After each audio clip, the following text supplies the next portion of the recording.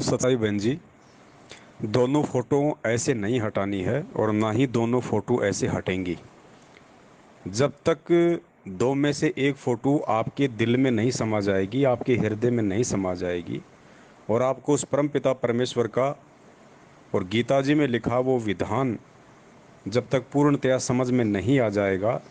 गीता जी में गुरुदेव ने पढ़ाया कि अनन्य भक्ति से ही इस जीव का मोक्ष संभव है। अनन्य भक्ति कहते हैं केवल एक परमेश्वर की पूजा, एक परमेश्वर की साधना। तो आज भगत समाज को काल इसी प्रकार तो ठग रहा है और परमात्मा यही चोट मार मार के भगत समाज की आंखें खोलना चाह रहे हैं। जो बुद्धिमान होता है वो समझ जाएगा। आज संगत कबीर प्रगट दिवस मनाती है, जबकि ये नहीं मनाना है। देखिए, नहीं पता था तब तक तो हम भी मना रहे थे, सभी मना रहे थे, लेकिन अब हमने नहीं मनाना है कबीर प्रकट दिवस। क्यों नहीं मनाना है? क्योंकि पहली बात तो ये कि एक फ़ोटो हमारा मोक्ष नहीं कर सकती, एक फ़ोटो हमारा उद्धार नहीं कर सकती।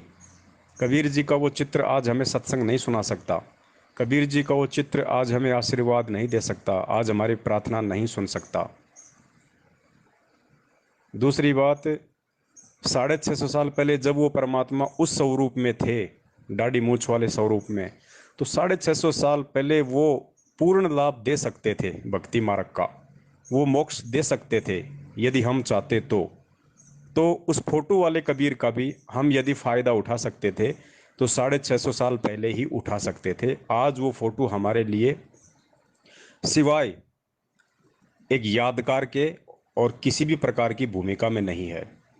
आज हमारा मोक्ष वक्त गुरु से होगा, जो वर्तमान में इस पृथ्वी पे मौजूद है, जिन्होंने हमें शिक्षा दी है, दीक्षा दी है, आशीर्वाद दिया है, मंत्र दिए हैं, सत्संग सुनाए हैं, नियम बताए हैं, भक्ति का विधान बताया है, जो हमारे गुरु रूप में हैं। आज उनसे हमारा मोक्ष होगा। और सबसे बढ़कर सबसे बड़ी बात इस सत भक्ति की ये है कि वो कबीर परमेश्वर स्वयं ही गुरु का रूप बना के आते हैं। इसलिए बहन जी, परमात्मा की वाणी भी यही कहती है कि गुरु गोविंद, गुरु और गोविंद। गुरु यानी गुरु जिनसे आपको नाम दीक्षा प्राप्त हुई है, और गोविंद, गोविंद कहते हैं भगवान को। लेकिन इस भक्ति में तो वो गोविंद स्वयं ही गुरु बन के आता है। काल लोक तक की जो भक्ति होती है, ब्रह्मा विष्णु महेश तक की जो भक्ति होती है, उसमें इष्ट और गुरु दोनों अलग अलग होते हैं, क्योंकि ये ब्रह्मा विष्णु महेश अपने अंश अवतार सर्जन करते हैं। तो यहाँ पे गुरु अलग होता है और इष्ट अलग होता है। जैसे त्रेता युग में भगवान विष्णु ने राजा जनक को नाम दीक्षा देने का आदेश दिया, द्वापर में सुखदेव ऋषि को दिया। ठीक है, तो इस प्रकार काललोक की भक्ति में तीन लोक की भक्ति तक गुरु और भगवान दोनों अलग अलग होते हैं। लेकिन जब बात आती है सत भक्ति की, मोक्ष मार्ग की, उस कबीर परमेश्वर की, उस समर्थ भगवान की, तो वो समर्थ भगवान अपने अंश अवतार सर्जन नहीं करता है, वो स्वयं ही गुरु का रूप धारण करके आता है। मालिक कहते हैं ना, वाणी में सुबह सुबह हम रोज पढ़ते हैं कि साहिब से सतगुरु भय और सतगुरु से भय संत, और धर धर वेख विशाल अंग, वो खेल आदि और अंत। फिर परमात्मा दूसरी वाणी में कहते हैं कि साहिब से सतगुरु भय और सतगुरु से भय साध, ये तीनों अंग एक हैं, गति कुछ अगम अगाध। और फिर परमेश्वर ने अपनी वाणी में स्पष्ट कहा है गुरु और भगवान के भेद को मिटाते हुए कि गुरु गोविंद दो नहीं भाई, और जो दो समझे वो दो जग जाई, वो नरक में जाएगा। तो इस प्रकार अब हमने इस ज्ञान को आधार बना के कि भाई वो स्वयं कबीर परमेश्वर जो सारी सृष्टि का संचालक है, सारी सृष्टि का रचयिता है, जिसको बैसाखियों की जरूरत नहीं पड़ती है, आज वो सतगुरु रूप में हमारी आंखों के सामने है, हमारे गुरु रूप में है। तो हमने अब उस चित्र को महत्व नहीं देना है जिस चित्र से हमारा कुछ भी भला नहीं होना है। हमने सांप की लकीर को नहीं पीटना है।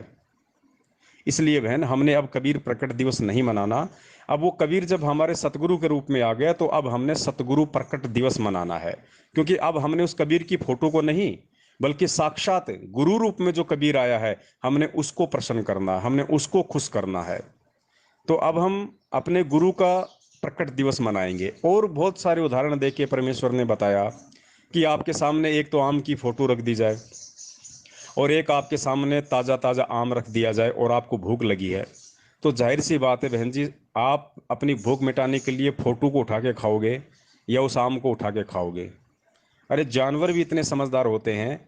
बिल्ली के सामने एक तो जिंदा चूहा रख दो और एक चूहे की कोई फोटो रख दो या चूहे का कोई मिट्टी का चूहा रख दो, वो बिल्ली को अगर भूख लगी है तो किस पे झपट्टा मारेगी?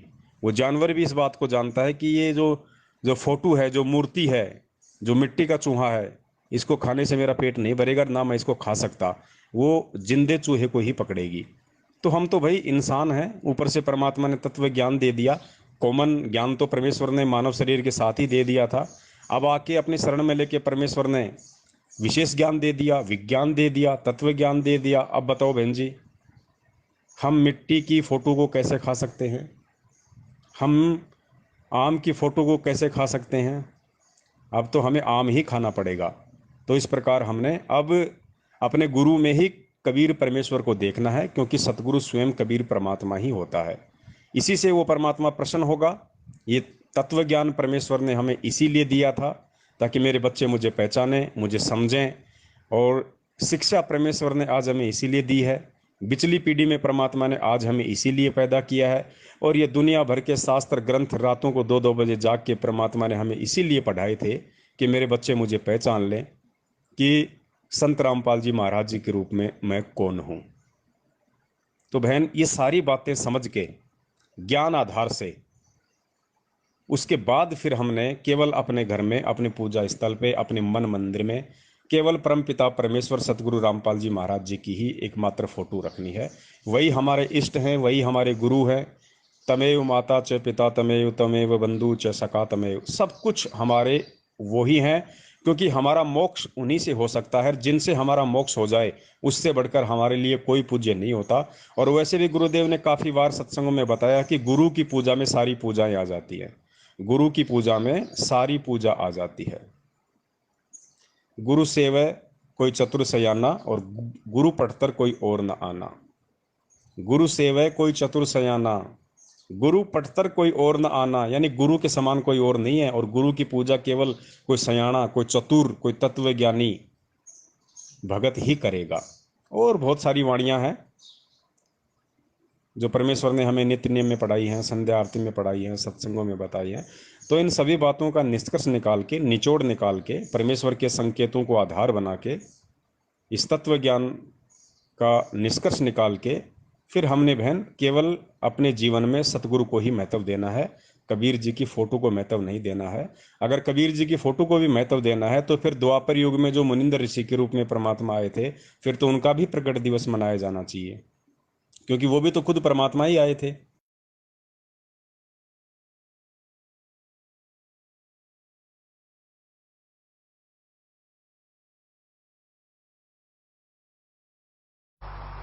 ये नियम है ईश्वर का। गुरु मानुष कर जानते ते नर कहिए अंधे, वह दुखी संसार में आगे यम के फंदे।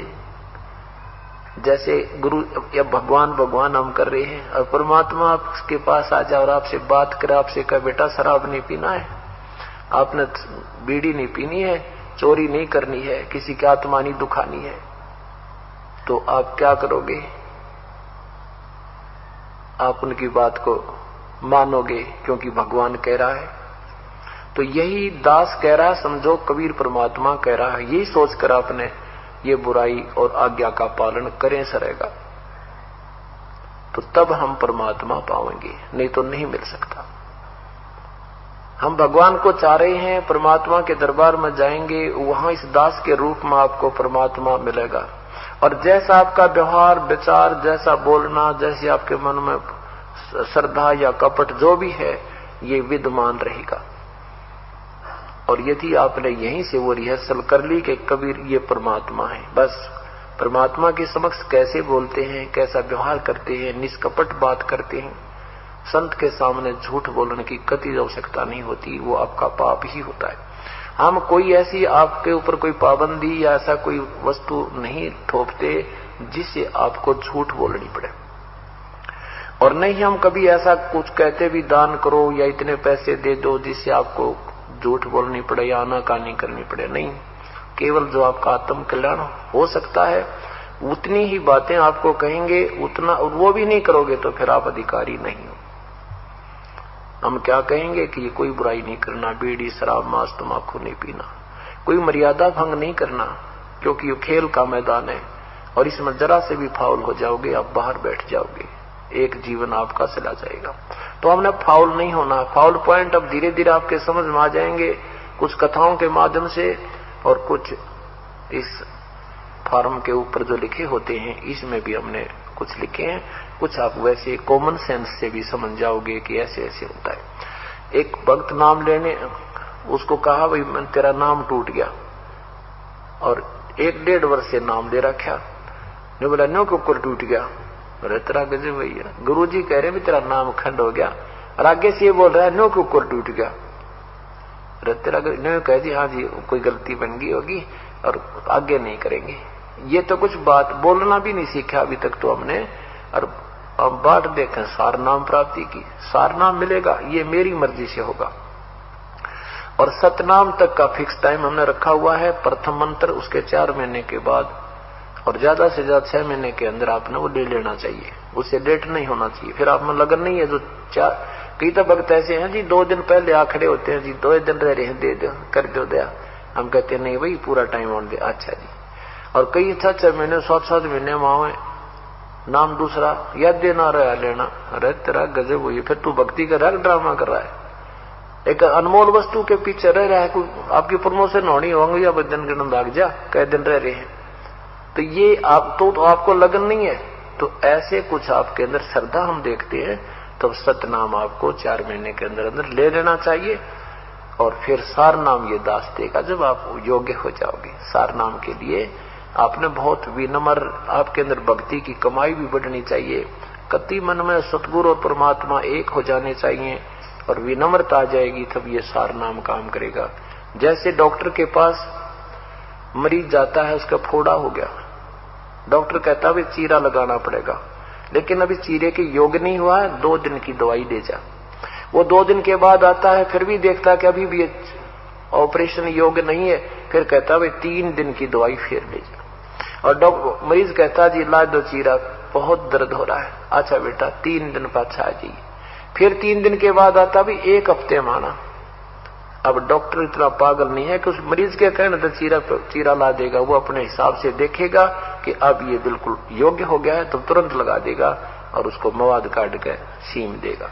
तो ऐसे ही जब आप योग्य हो जाओगे, आप प्रार्थना करते रहिए, लेकिन दास जब चाहेगा तभी ये चीरा लगेगा, अर्थात सार नाम आपको मिलेगा। बोलो सतगुरुदेव की।